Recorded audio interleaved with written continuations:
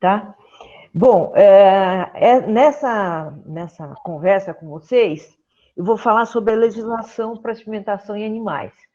Quando a gente conversou com a Patrícia Gama, eu conversei com ela e a gente meio dividiu essa parte. Ela fez a apresentação de ontem sobre reprodutibilidade e eu fiquei de falar um pouco mais sobre a legislação. Confesso que legislação é uma coisa um pouco chata, o Ronaldo vai discordar comigo, mas eu acho importante a gente conhecer a lei e os principais aspectos da legislação que a gente tem, tá? Bom, deixa eu ver agora se eu consigo mudar. Então, a primeira lei que a gente tem é de julho de 1934. Ela considerava maus tratos a mutilação ou ferimento feito em animais de forma voluntária, mas já naquela época abria exceção para operações praticadas no interesse da ciência. Então, desde aquela época, quando havia aspecto científico envolvido, tá? Você tinha autorização legal para fazer experimentos. Claro que não dá para comparar 34 com o que a gente tem hoje, mas enfim, já desde aquela época tem esse interesse. Aí, maus tratos, essa norma define, né, o que era maus tratos, então abandonar um animal doente, extenuado, mutilado, bem como não dar assistência veterinária, humanitária, né? E ainda não dar morte rápida, livre de sofrimentos prolongados, a todo animal cujo extermínio seja necessário. Então, esses aspectos éticos já eram considerados em 1934. Depois dessa lei, essa lei continua em vigor até 79. Veja o hiato de tempo. Em 79 foi editada uma nova lei, que aí estabelecia normas para a prática didático-científica da vivissecção de animais e determina outras providências. Enfim, é um termo legal. Ela permite a vivissecção de animais nos termos da lei. Os biotérios e os centros de experiência e demonstração com animais vivos devem ser registradas em órgão competente e por ele autorizados a funcionar. Depois eu vou falar do problema dessa lei. Aí, a vivissecção não é permitida, isso continua até hoje, sem emprego de anestesia, em centro de pesquisa não registrado, em órgão competente, sem a supervisão de técnico especializado, com animais que não tenham permanecido mais de 15 dias em biotérios legalmente autorizados, quer dizer, o animal tem que ter uma certa permanência no biotério para poder ser usado em experimentação, e estabelecer de ensino de primeiro e segundo graus. Isso também é proibido. Eu lembro que como eu sou velha, eu lembro que quando eu estava no colégio, a gente fez alguns experimentos com animais, mas isso foi antes dessa lei, e hoje em dia realmente não se permite mais qualquer demonstração em estabelecimento de primeiro e segundo grau, e tem sentido, né? Quer dizer, realmente, até hoje, para adultos, às vezes alguns experimentos incomodam, para crianças, então, né? Aí fala o seguinte: o animal só pode ser submetido às intervenções recomendadas no protocolo, que constituem a pesquisa, o programa, quando, durante ou após o procedimento, receber cuidados especiais. Quer dizer, o animal tem que ser anestesiado adequadamente, tem uma série de cuidados que precisam ser tomados, tá? E isso já foi estabelecido naquela época. Aí, quando houver indicação, o animal pode ser sacrificado sob estrita obediência às prescrições científicas. Quer dizer, permite que haja o sacrifício do animal, dependendo do protocolo e das prescrições que sejam recomendadas. Se eles não forem sacrificados, eles podem ser destinados a pessoas ou entidades idôneas. Eu desconheço que isso tenha sido em algum momento aplicado, mas existe essa possibilidade, né? Mas dificilmente um animal que passou por uma experiência ou demonstração, ele é doado para alguma entidade. Geralmente, de modo geral, eles são sacrificados aos fins dos experimentos. E um animal que saiu do biotério e foi para um biotério de experimentação, ele não volta para aquele biotério. Então, não tem como haver essa volta, né? Tem previsão de penalidade, tá? E pode-se levar, inclusive, à interdição e cancelamento do registro do biotério do centro de pesquisa se houver reincidência. Então, hoje em dia, a fiscalização é bastante intensa, né? Volta e meia você pode ter a visita do pessoal dos órgãos reguladores, então isso daí também ninguém brinca, né? Quer dizer, nenhuma instituição séria vai brincar, porque pode fechar simplesmente o seu registro e todos os experimentos são interrompidos. Eu tinha muita preocupação quando eu era da Comissão de Biossegurança, que lida com rejeitos radiativos, né, principalmente, e animais transgênicos, organismos geneticamente modificados, porque o registro era do Instituto, do IB. Então, se algum pesquisador fizesse uma bobagem que levasse ao cancelamento do registro, todo mundo teria que interromper suas pesquisas. Então, realmente, a coisa tem que ser muito sério, muito seriamente instituído. Aí previa também que no prazo de 90 dias haveria uma regulamentação da lei, especificando o órgão competente para o registro da autorização de biotérios, as condições gerais para o registro e funcionamento dos biotérios e órgãos e autoridades competentes para a fiscalização dos biotérios de experiências. Acontece que essa lei nunca foi regulamentada. Então, não havia quem que era o órgão competente, condições gerais era uma coisa muito vaga, também quem fiscalizaria os biotérios ou os centros de experimentação, também não havia previsão, ela não foi regulamentada, então, na prática, ela pouco acrescentou a lei anterior de 34. Bom, esse aqui é o Sérgio Arouca. Sérgio Arouca foi um médico sanitarista e um deputado bastante atuante, e depois de uma batalha, que eu lembro que foram cerca de 10 anos no Congresso, foi aprovada essa lei 11.794, que é chamada de Lei Arouca, porque ele foi um dos que batalhou bastante para essa lei. Essa lei é bastante moderna e ela define muito mais claramente as condições em que você faz experimentação animal. Então, vamos lá.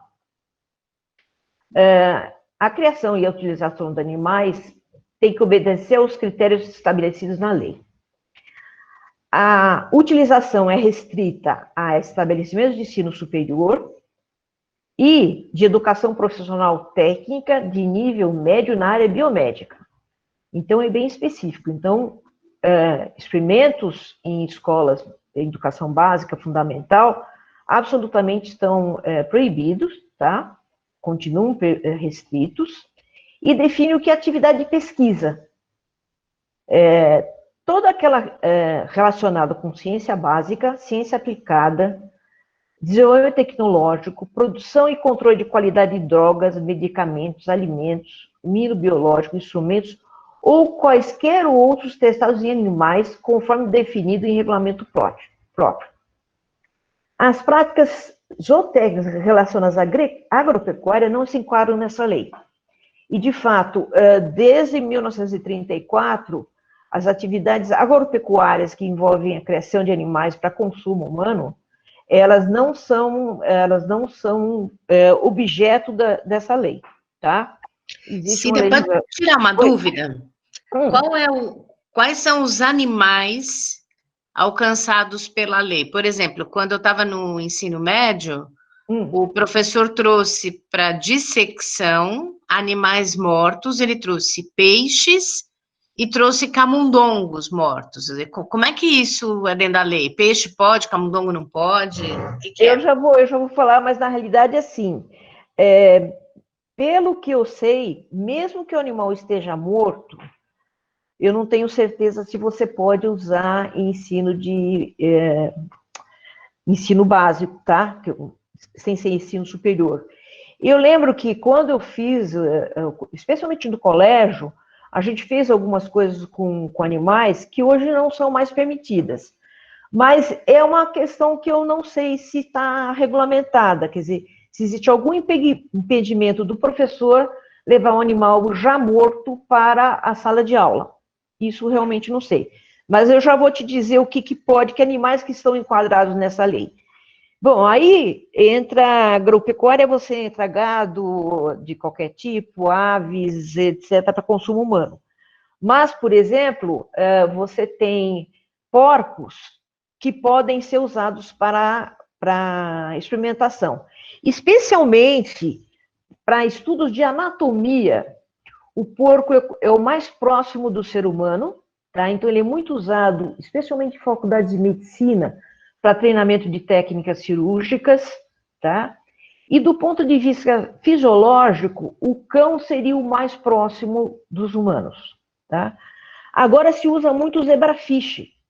O zebrafish tem entrado, está entrando em substituição de alguns animais, porque é interessante, porque mais ou menos 75% do genoma do zebrafish é o mesmo de humanos. Então, é um animal que tem sido cada vez mais empregado na prática, tá? Então, eu fico devendo essa questão de animais já mortos para serem usados para serem usados em ensino básico. Não sei mesmo, tá? Aí, ó, que animais que entram na lei? É bem específico. É o filocordata, subfilo vertebrata. Eu lembro que quando isso daí entrou, eu participava da congregação do IB, e assim, o pessoal que trabalha com os que a gente chama de invertebrados, ficaram muito, muito, muito chateados, porque são os cordados que entram nessa lei, né? Então, a lei define o que é um animal cordado, a presença de notocordas, fendas braquiais e um tubo nervoso dorsal único, e especificamente do subfilo vertebrata, animais com características como encéfalo grande, encerrado numa caixa craniana e uma coluna vertebral. E ele define experimento. O que é um experimento? É um procedimento efetuado em animais vivos visando a elucidação de fenômenos fisiológicos ou patológicos, mediante técnicas específicas e pré-estabelecidas. E morte por meios humanitários. A morte de um animal em condições que envolvam, segundo a espécie, um mínimo de sofrimento físico-mental. Então, isso daí já está bem definido, isso é uma ideia que já vem de muito tempo e está escrito na lei. Aí, o que não se considera experimento? Tratamento veterinário de animal. O alinhamento, tatuagem, marcação com a finalidade de identificação do animal que causa apenas dor ou aflição momentânea ou dano passageiro. E intervenções relacionadas às práticas agropecuárias. Novamente, a agropecuária está de fora, né? E não é considerado, a prática agropecuária não é considerada um experimento, tá? E criou-se o Conselho Nacional de Controle de Experimentação Animal. Você lembra que eu falei que na lei anterior havia previsão dela ser regulamentada e de se ter um órgão competente para fiscalizar, para estabelecer normas, mas isso nunca foi feito. E aqui foi escrito na lei, né? Então, você tem o CONSEA, que a gente chama, e as competências do CONSEA. Quer dizer, o CONSEA, ele zela pelo cumprimento das normas relativas à utilização humanitária de animais, no ensino e na pesquisa. Credencia as instituições para criar animais para ensino e pesquisa científica. Ele monitora e avalia a introdução de técnicas alternativas. Então, há essa preocupação de substituição da utilização de animais em ensino e pesquisa.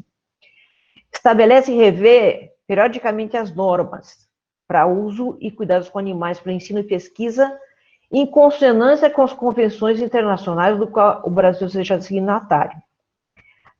Estabelece e revê periodicamente normas técnicas para instalação e funcionamento de centros de criação, de biotérios e laboratórios de experimentação animal, bem como as condições de trabalho em tais instalações. Então, isso é uma coisa interessante, porque como a regulamentação toda é por normas editadas pelo CONSER, você não depende de uma aprovação de uma lei. A gente vê que volta e meia para se aprovar uma lei no Congresso, que dependa do Congresso Nacional, enfim, é uma demora sem sentido. E da forma como foi estruturado, essas normas são editadas, são revistas periodicamente. A Patrícia onde comentou, o conselho tem mais ou menos 40 pessoas, não é muito simples, mas se vocês entrarem lá no site do Ministério da Ciência, Tecnologia e Informação, a área do conselho, vocês vão poder ver. E, por exemplo, eu vou falar um pouco sobre a Regulação Normativa 12, são 40 páginas com definições. Então, realmente, é um trabalho muito minucioso e muito detalhado que é feito. Eu acredito que poucos países do mundo têm uma legislação tão minuciosa e tão moderna como a nossa. Então, as normas são revistas periodicamente para credenciar as instituições. Ele tem um cadastro dos procedimentos de ensino e pesquisa, quer dizer, todo procedimento que é usado no país está cadastrado, assim como os pesquisadores, a partir das informações remetidas pelas comissões de ética no uso de animais, as CEUAs, tá? Na USP nós temos várias CEUAs, e eu, enfim, por circunstâncias, eu vou falar mais adiante, eu acabo participando de várias delas. Então, como que é constituída uma CEUA, né? E para ela ser constituída, você tem que ter uma série de premissas. Elas têm que ter médicos veterinários e biólogos, médicos veterinários e biólogos com registro dos conselhos da profissão, docentes e pesquisadores na área específica daquela CEUA, e um representante da de sociedades protetoras de animais legalmente estabelecidas no país. Aí que eu entrei nessa história, porque quando a lei é de 2008, e aí em 2012, o ano seguinte ela foi regulamentada, e a partir de 2012 que começou-se realmente a serem cumpridas essas exigências. E confesso que, assim, eu fazia experimentos na faculdade, mas não tinha muita ideia, e até um dia a professora Regina Marcos ligou para mim e falou que a Faculdade de Medicina estava precisando de um representante de sociedade protetora, se eu não gostaria de participar da comissão. E eu topei, aí eu fui na Faculdade de Medicina, na época era uma comissão que reunia experimentos que são hoje objetos da CONEP, né, experimentos com seres humanos, e também de animais. E era interessante porque a gente discutia todos os assuntos, tanto relativos à experimentação animal, como testes clínicos, enfim. Mas aí depois o Conselho obrigou a ser separado, e a partir daí eu fui convidada, então hoje eu sou membro da psicologia, da educação física, da medicina tropical, que agora foi fundida com a da Faculdade de Medicina, do Instituto de Biociências, do ICB, que eu sou suplente, e recentemente queriam também minha participação no Adolfo Lutz, mas aí realmente não tinha como. Se não tiver ninguém enfim, como que você pode funcionar sem ter um representante de sociedade protetora? Primeiro que a gente não tem tantas sociedades assim no Brasil. acho que todas elas, a participação das pessoas é voluntária. Não é elas têm, as pessoas têm outras profissões, outros trabalhos, enfim. Então, o que pode ser feito? A comissão, ela tem que convidar formalmente 3 entidades protetoras dos animais para ver se alguma delas indica uma pessoa. Caso não se consiga ninguém, ela convida uma pessoa que seria defensora, vamos dizer assim, defensora dos animais e com notório conhecimento. É uma coisa um pouco vaga, tá? Mas, de modo geral, essas exigências estão sendo cumpridas. Às vezes, o que acontece, uma unidade que não tenha uma CEUA, ela passa o seu protocolo por outra CEUA legalmente constituída. Então, às vezes, a gente analisa protocolos de outras entidades, por exemplo, especialmente na Faculdade de Medicina, tá? Porque você não pode fazer nenhum protocolo, nenhum experimento sem que você tenha aprovação daquele procedimento pela CEUA. Qual é a competência da CEUA? Ela tem que cumprir o disposto na lei e todas as normas, tá? Especialmente das resoluções do CONSER. Ela examina previamente os procedimentos de ensino e pesquisa a serem realizados na instituição, a qual esteja vinculada, para determinar sua compatibilidade com a legislação aplicável, tá? Então, nenhum experimento, nenhum protocolo é iniciado sem que a CEUA, ela aprove aquele procedimento. Então, eu participo muito intensamente da Faculdade de Medicina, lá tem reuniões a cada 15 dias. Então, nenhum aluno se matricula na pós-graduação sem que seu projeto tenha sido aprovado pela CEUA. Isso é um procedimento prévio, tá? Quando isso começou, quando essas resoluções, quando as CEUs foram estabelecidas, havia uma certa resistência. A Patrícia comentou um pouco isso ontem. Mas eu sempre fiz assim, por que eu não posso continuar fazendo? E aí, você não pode... para você fazer que uma lei ela realmente seja aplicável, você tem que ter muito tato, muito jeito. E lá na medicina a gente tem... vai ficar gravado, mas enfim, o que a gente chama de PhDeuses, né? São professores que sempre fizeram daquele jeito e querem continuar fazendo, mas aos poucos a gente foi conversando. Teve muito apoio do Roger Chamas, que é professor titular, hoje é vice-diretor da Faculdade de Medicina, então ele deu bastante apoio, e com isso, mesmo no IB, na psicologia, minha irmã também participa de CEUAS, do Instituto Sonográfico, por exemplo, então sempre teve bastante apoio, e porque se sabe que hoje em dia você não consegue publicar nenhum trabalho se esse trabalho não atende às normas legais.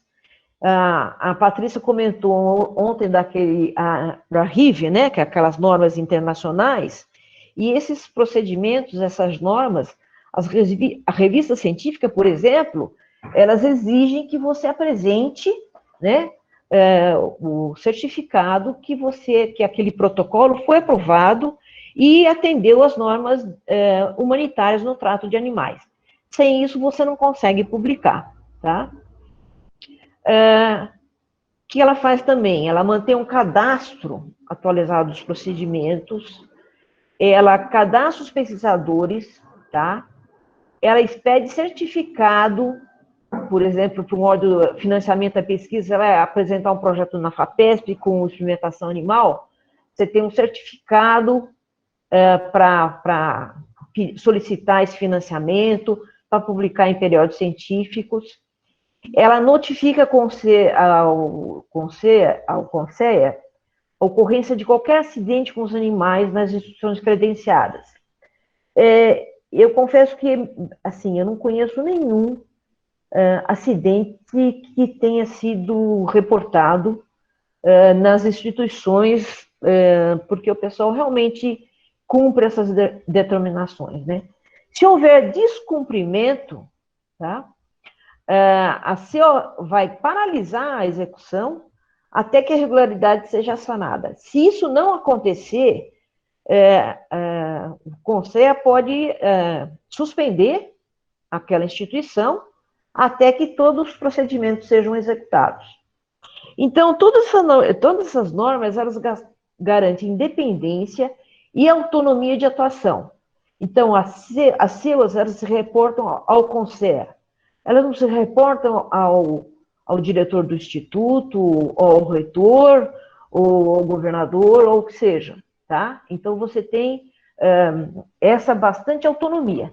Não quer dizer que a gente esteja isento de prestar contas aos órgãos reguladores ou ao Ministério Público. Então, por exemplo, na Faculdade de Medicina, teve uma representante do Ministério Público, uma promotora, ela investigou extensivamente todos os procedimentos realizados na Faculdade de Medicina. Foi, assim, até um pouco tenso, mas é uma pessoa muito preparada.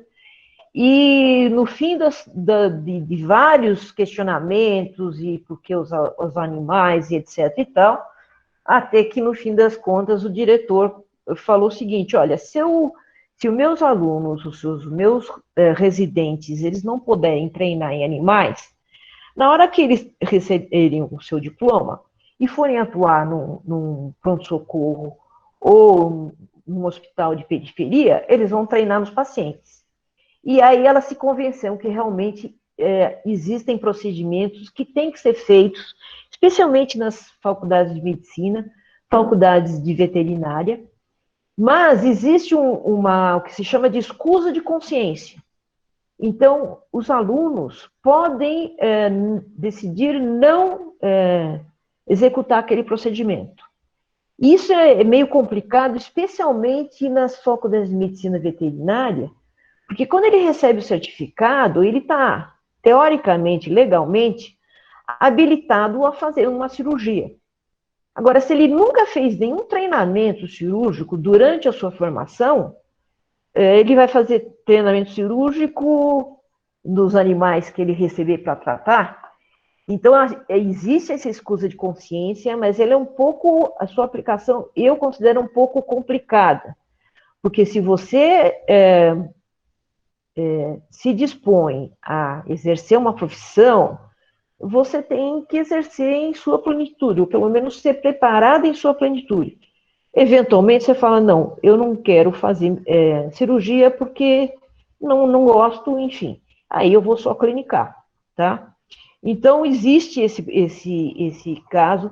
Na medicina veterinária é muito comum, pelo menos aqui na faculdade, na USP, que eu conheço, porque uma das pessoas da CEO da Faculdade de Medicina é uma professora titular especializada em anestesia da veterinária, e é muito comum os alunos não quererem, enfim, fazer aquele procedimento. Mas, enfim, isso faz parte, tá? E aí certamente que esses alunos, eles vão para a parte clínica, não vão atuar em cirurgia, enfim. Existe, então, essa possibilidade, tá?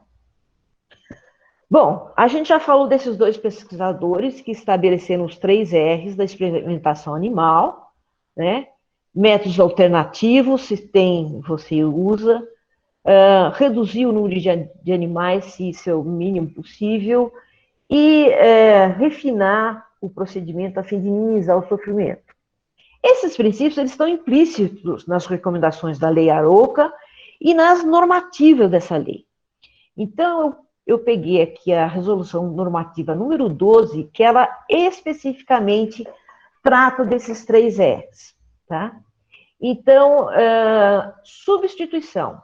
As propostas de utilização de animais para fins científicos e didáticos devem considerar a substituição dos animais por métodos alternativos validados. A Patrícia comentou ontem sobre métodos alternativos. Mas esses métodos alternativos, eles têm que ter uma validade científica. Não basta simplesmente você usar um outro método, considerando que com isso você vai resolver o problema. Então, tem uma instituição, tem um órgão que analisa justamente todos esses métodos alternativos. Redução. A redução do número de animais, ela não deve ser implementada à custa de um maior sofrimento de animais individuais. Quer dizer, você reduz o número, mas aqueles animais que vão ser usados acabam tendo um maior sofrimento justamente porque você reduziu o número de animais. Então, você faz mais de um procedimento, por exemplo, no mesmo animal, né? E essa redução também não deve implicar na perda da confiança daqueles resultados. Então, se você reduz demais o número de animais a ponto que aquele experimento seu não tenha confiança, ou mesmo uma confiança estatística, você jogou fora aquele experimento, você sacrificou animais à toa. Então, a gente sempre discute, quando a gente acha que tem um número de animais muito grande, a gente pede para o pesquisador justificar, tá? Mas tem certos limites. O uso de animais em experimentos sequenciais, tá? Ou seja, o animal, ele é utilizado num experimento, depois entra um outro grupo para fazer um outro experimento. Por exemplo, muitas vezes no caso de uso de porcos em experimentos na Faculdade de Medicina, eles são usados por um treinamento X e depois um outro grupo faz um treinamento Y no mesmo animal. Isso tem que ser autorizado, o bem-estar do animal é sempre levado em conta, além da redução do número de indivíduos a serem utilizados. A atividade didática é só o número mínimo de animais necessário para alcançar os objetivos educacionais. Então, você usa um animal para 4, 5, 6 alunos, tá? Por exemplo, isso é feito na medicina. Então, você tem práticas que você usa 3 ou 4 porcos, por exemplo, para técnica cirúrgica, e não mais do que isso, tá? Então, isso também é uma coisa que a gente leva muito em conta. Tem muitos cursos na Faculdade de Medicina que usam animais, são cursos voltados para técnicas, né? E todo ano eles têm que pedir novamente autorização para que se faça esse procedimento, né? A produção de animais nos biotérios, para fins científicos ou didáticos, ela tem que ser de forma controlada, para evitar o descarte desnecessário de animais nos biotérios. Então, toda criação em biotérios de produção, e os dois principais aqui na USP é o do ICB, que produz ratos. Na Faculdade de Medicina tem vários camundongos e zebrafish. Também tem o biotério na Faculdade de Medicina de Ribeirão Preto, que são os de produção. A própria Patrícia comentou que às vezes você não tem animais suficientes para fazer um procedimento, então tem que ter todo um planejamento, tá? Para que esses animais sejam utilizados e não tenha descarte de animais desnecessário, tá? Refinamento, né? Então, os animais devem ser apropriados para o fim científico didático. Quer dizer, não é qualquer animal. A escolha tem que considerar características biológicas, condição genética, estado nutricional, estado sanitário e geral. Então, por exemplo, como eu falei, você não vai pegar um camundongo para você fazer um treinamento de técnica cirúrgica. Aí o animal apropriado é o porco, tá? Experimentos com toxicologia, hoje em dia se utiliza muito o zebrafish para analisar o que acontece com determinadas substâncias tóxicas. Tem animais nocaute, então hoje em dia você tem camundongos nocaute apropriados para determinados estudos. Então, tudo isso é levado em conta quando você faz um protocolo para usar um determinado animal. A arquitetura e o gerenciamento das instalações em que animais serão mantidos tem que atender às necessidades específicas de cada espécie.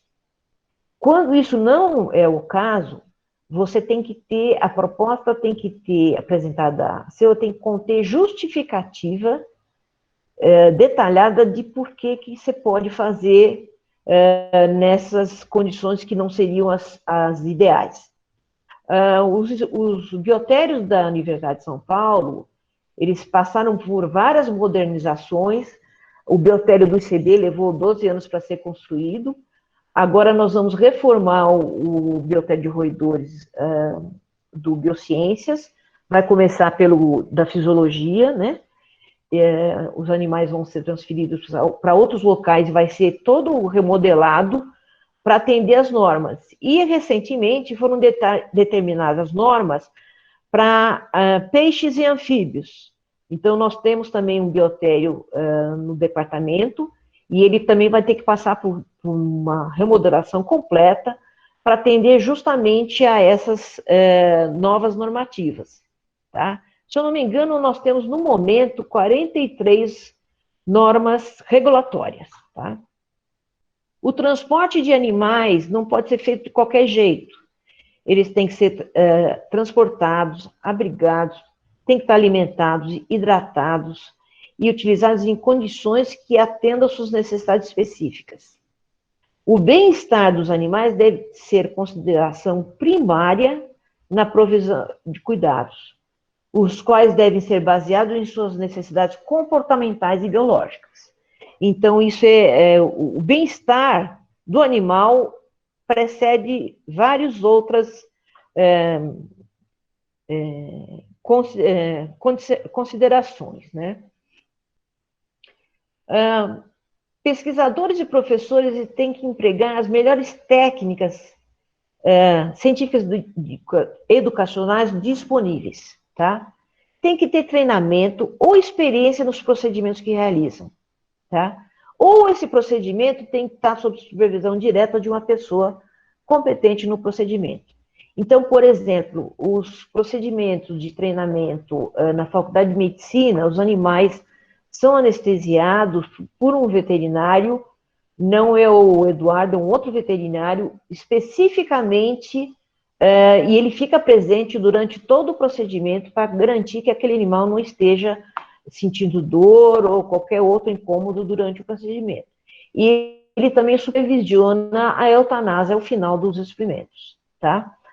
Muitas pessoas têm treinamento ou experiência, já realizam experimento, enfim, experimentos com animais há muito tempo, mas existem cursos, a própria Patrícia comentou sobre isso, e então isso é importante.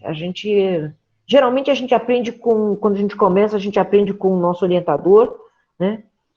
Mas hoje existem cursos que são bastante interessantes. Os protocolos devem ser planejados para evitar a dor e destresse aos animais. Destresse é um estresse em grau extremo. Eu fui ver esse termo e é quando você tem enfim, um estresse muito intenso. Caso isso não seja possível, a necessidade de submeter os animais a essas situações deve ser justificada e a ausência de alternativas deve ser comprovada. Nós tivemos um caso, enfim, que era um trabalho que queria analisar a aplicação de pele de tilápia para queimaduras, né? Vocês sabem que tratamento de queimados é uma coisa complicadíssima, é um procedimento, os médicos e enfermeiros que trabalham com pessoas queimadas, realmente estressante para a própria pessoa. E no caso, o que o pesquisador queria fazer? Ele queria ter queimaduras de terceiro grau no dorso de ratos, para aplicar a pele e acompanhar a cicatrização. Aí eu lembro que a gente convidou o pesquisador para vir na presença da CEUA, explicar o procedimento dele, como seria feito a anestesia, como seria feita a analgesia do animal, porque o tecido que é queimado, a área queimada em terceiro grau, ali foi destruído todas as terminações nervosas, mas o tecido no entorno, ele continua extremamente sensível.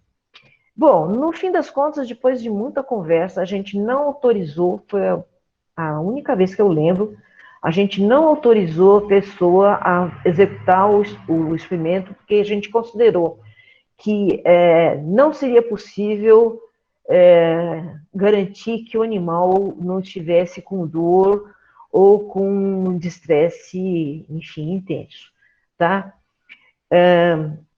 Quando você não tem um estudo sobre a espécie que você está querendo usar, você tem que recorrer a informações sobre espécies similares, né?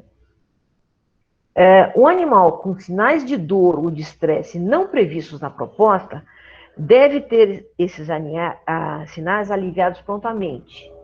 Isso é uma coisa também que a gente vê, a gente investiga muito, quer dizer, quais sinais de dor? Às vezes o protocolo, a pessoa apresenta um protocolo e fala, se o animal tiver sinal de dor, ele vai ser eutanasiado ou ele vai receber analgésico.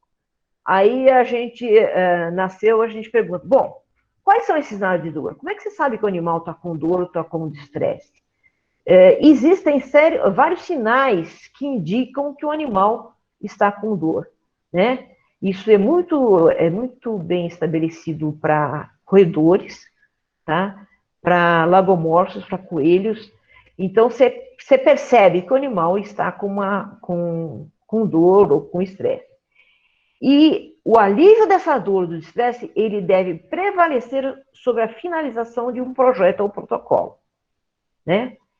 E se isso não é possível, o animal tem que ser submetido à eutanásia imediatamente, tá? Então, foi no caso já teve casos de protocolos que, enfim, se percebeu que o animal realmente, com todos os procedimentos e cuidados, ele tinha muita dor e aí o protocolo foi finalizado.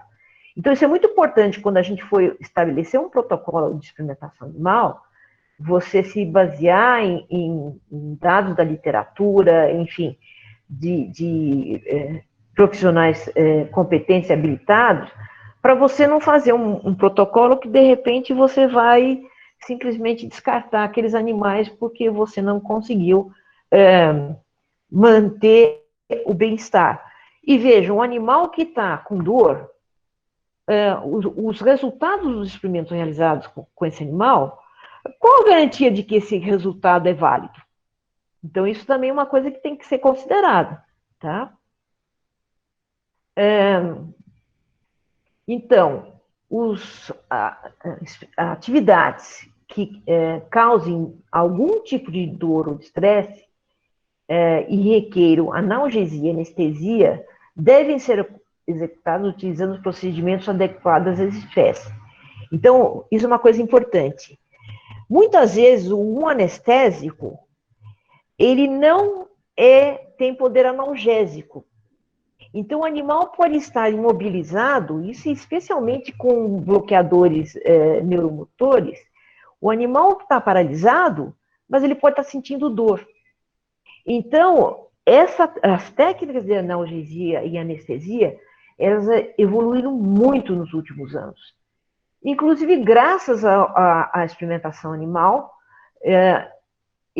essas técnicas hoje são sim, muito importantes, muito seguras. Então, a experimentação animal ela é importante para os humanos e também para os próprios animais, tá?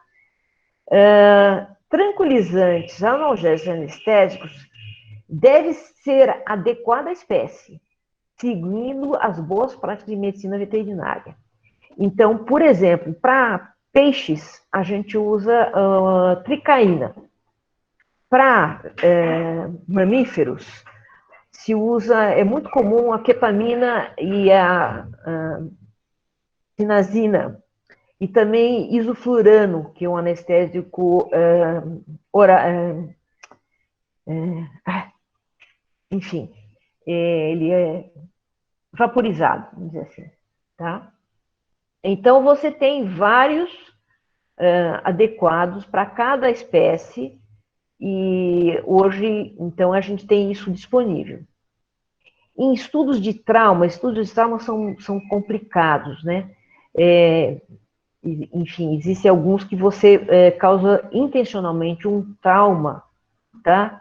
Para verificar, enfim, procedimentos e o que acontece na situação, o que tratamentos podem ser preconizados. Nesse caso, o procedimento tem que ser o mais breve possível, tá? Nos demais estudos, o estímulo tem que ser interrompido antes de causar lesão. Então, são cuidados que têm que ser tomados.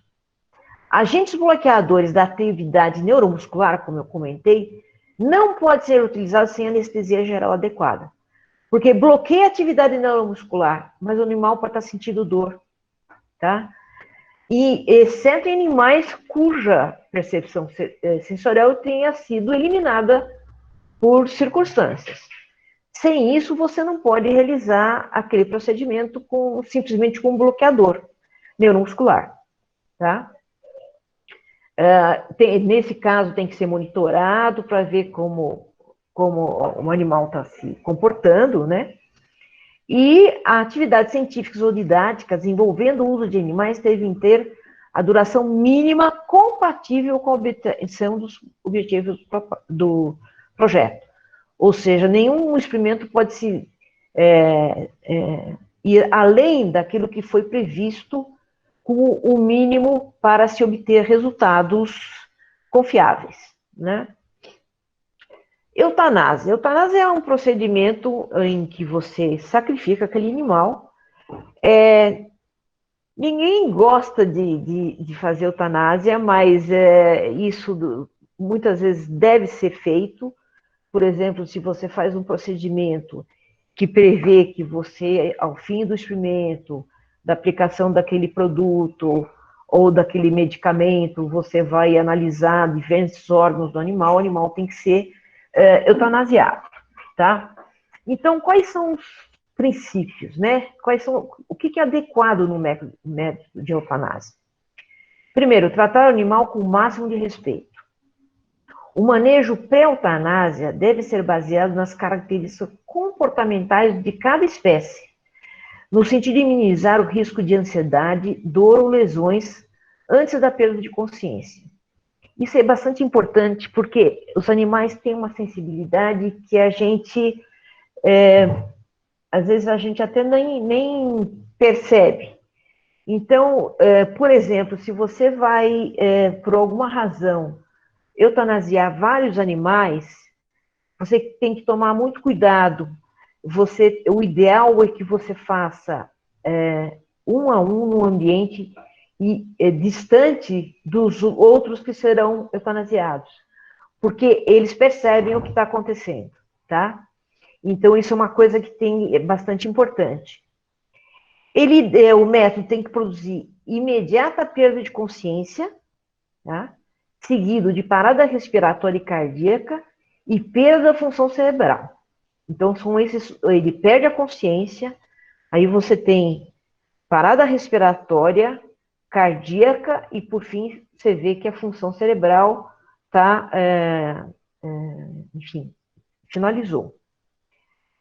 O método tem que levar em conta a espécie, a idade, estado de saúde do animal. Então, por exemplo, para filhotes, é um procedimento que não é o mesmo que é para os adultos. Animais que passaram por procedimentos longos, também se tem que ter um tratamento, uma eutanásia adequada.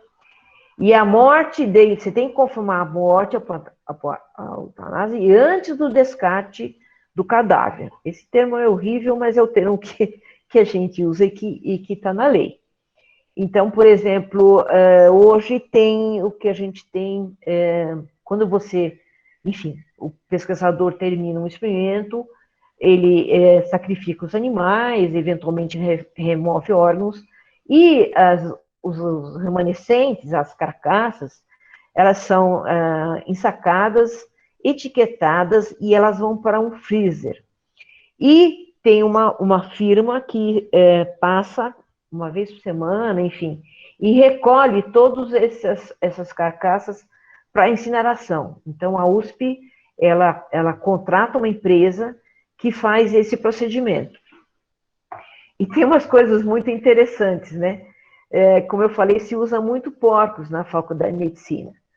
E aí, lá pelas tantas, eles descobriram que quando o animal era usado, por exemplo, de técnica cirúrgica, quer dizer, não teve nenhuma aplicação de substância nem nada, muitos funcionários simplesmente levavam os pernis e a carne para consumo. E isso daí foi complicadíssimo, a partir daí começou a se controlar muito mais estritamente, então esse freezer ele tem cadeado, enfim. E também se aplica um tipo de tinta na carcaça de maneira a inibir qualquer tentativa de descarte de animais. No início, assim, anos atrás, acho que a gente chegou a ver assim, gatos que invadiam essas áreas de descarte e saíam com ratos de experimento. Então, é complicado. Hoje em dia, isso daí não é mais observado, enfim, toma-se todos os cuidados, mas isso já aconteceu, né? As pessoas envolvidas devem ser qualificadas e ser competentes para realizar o método de forma efetiva e humanitária, reconhecer a dor e o sofrimento nas espécies que atuam. Reconhecer e confirmar a inconsciência e morte do animal. Ao selecionar um método, deve-se levar em consideração o impacto psicológico do pessoal envolvido, mas a prioridade é sempre o bem-estar animal. Então, isso é uma coisa bastante complicada, porque a pessoa sempre tem um impacto ao eutanasiar um animal. Eu lembro que a gente fazia, na biologia, nós fazíamos uma prática em que se utilizava intestino de hamster. E o funcionário que sacrificava os hamsters, nossa, o dia que ele fazia isso, ele realmente se sentia muito mal. E também teve um caso na faculdade de medicina que era um procedimento, era uma investigação de uma técnica ortopédica e eles usaram porcos. Só que, assim, o porco é um animal bastante inteligente. E eles ficaram mais de um mês acompanhando. E, assim, eles abriam a gaiola, os animais já saíam. Quando eles chamavam de volta, os animais entravam. E quando foi o dia de sacrificar esses animais, um funcionário ali do biotério, ele não quis participar. Porque, realmente, a pessoa que tem um mínimo de consideração pelo bem-estar animal, ela realmente isso é complicado, né? As CEUAs, elas são responsáveis pela aprovação ou não do método de eutanásia, tá? Então, de repente, um pesquisador ele propõe um certo método de eutanásia e a CEUA fala, não, dessa forma você não pode fazer. De modo geral, quando se usa anestésico, a dose para eutanásia é 3 vezes a dose para anestesia. Né? Isso é mais ou menos um padrão internacional. Então, se você usou, por exemplo, 100 microgramas por quilo de ketamina, você vai usar 300 para eutanásia. Tá? Isso é um padrão mais ou menos que a gente segue e tem resultados adequados. Né? Tem alguns métodos de eutanásia que o pessoal não gosta muito, né? Sempre você tem que selecionar o melhor método, né, de eutanásia. Eles têm que ser supervisionados pelo responsável técnico, que deve ser um médico veterinário com um registro ativo, tá? Muitas vezes, o médico veterinário, por exemplo, na veterinária, dificilmente você tem algum trabalho com peixes ou anfíbios, né? Então, aí você tem que se valer de conhecimento de profissionais outros. Mas, por lei, é um médico veterinário que ele supervisiona e é o responsável pelo biotério, né? A gente tem, lá no ICB, vocês viram que tem 2 veterinários responsáveis. Na medicina tem também 2 veterinários. Agora, na biologia, no biociências, nós temos também veterinário. E, por exemplo, a psicologia ficou um bom tempo sem poder fazer ensaios com animais, porque eles não tinham um médico veterinário. Então, sem esse profissional, você não pode fazer nenhum experimento, né?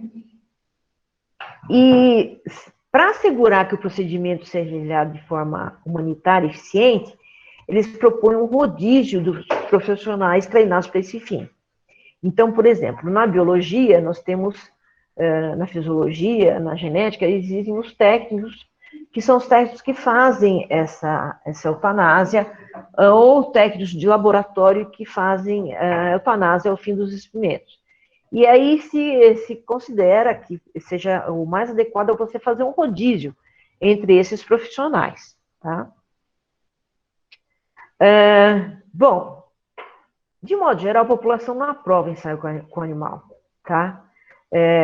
Porém, a gente sabe que progressos nesse sentido, esses são extremamente válidos, como, por exemplo, não se utiliza mais cosméticos em animais, né?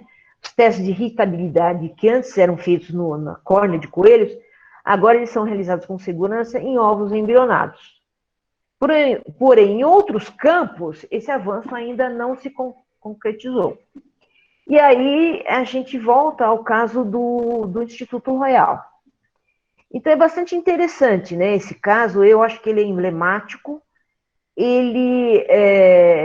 A gente já comentou o que aconteceu, quer dizer, o Instituto, a alegação que eles faziam experimentos secretos, na realidade ele era responsável para a validação final de medicamentos e procedimentos e, enfim, instrumentos, e muitas vezes esses procedimentos e medicamentos, eles são passíveis de patente.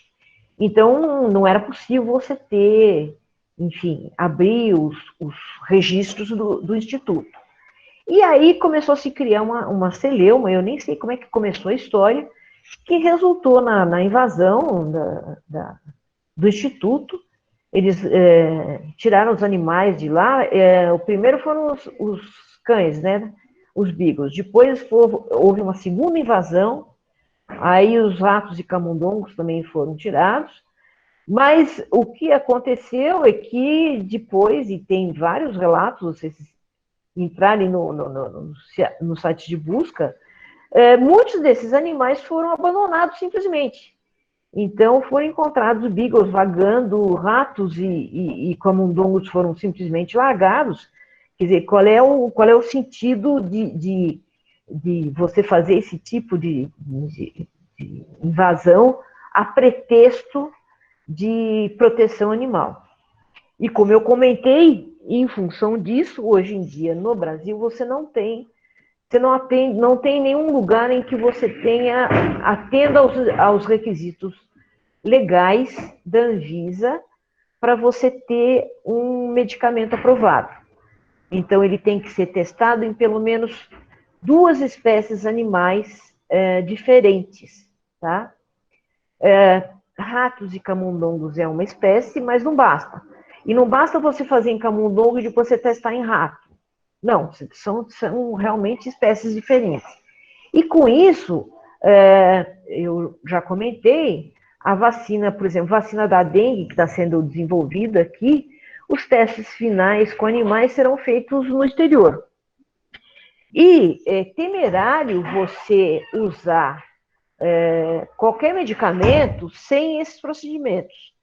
Também eu comentei do caso que aconteceu na França, em que não se fez esse teste em animais, e foram para voluntários, né, Em alguns países, esses voluntários são pagos, só que foi um desastre total e as pessoas foram, enfim, elas tiveram um caso de gangrena nas extremidades.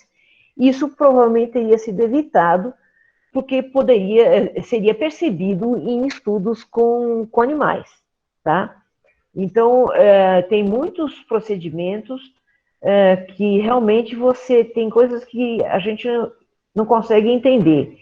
Eu participo de uma ONG protetora dos animais, mas eu entendo perfeitamente que existe ainda necessidade de uso de animais em experimentação. Tem uma lei enfim, na União Europeia tem uma pressão muito intensa para abolir totalmente experimentos com animais. A alegação que hoje você tem organoides e métodos alternativos, porém, eles ainda não têm a segurança, no meu entender, não de muitas outras pessoas, pesquisadores, eles não têm a segurança necessária para você fazer testes aí, e aí encaminhar para teste clínico, né? Teve o caso daquele anti-inflamatório que a gente comentou também, Vioxx, que quando foi testado, eu não lembro como foram os testes, quando começaram a comercializar, viram que ele tinha efeitos colaterais bastante intensos. Então, eu acho que ainda vai ser necessário o uso de experimentação animal. Como eu falei, esses experimentos, eles são importantes não só para a saúde humana, como a saúde dos próprios animais. E, enfim, vamos ver o que vai acontecer, tá? Bom, era isso. Espero não ter me demorado demais. Legal, Cida. Obrigado, muito Pronto. interessante. Eu sei que o Ronaldo deve ter gostado, né? Mas eu sei que legislação é uma coisa um pouco chata, né? Mas eu acho que é importante a gente conhecer. A legislação brasileira, ela é muito, muito importante. E agora a gente pode discutir. Eu já vi testes de cosméticos em animais, em gente. Eu vi uma vez um documentário fazendo testes direto com humanos de cosméticos. Eu acho isso temerário, se eu não me engano. Eu acho que foi na Inglaterra, alguma coisa do gênero, não tenho certeza. Só que eu acho temerário, tá? Enfim, agora vocês quiserem perguntar e discutir, conversar, vamos conversar sobre isso. Dúvidas,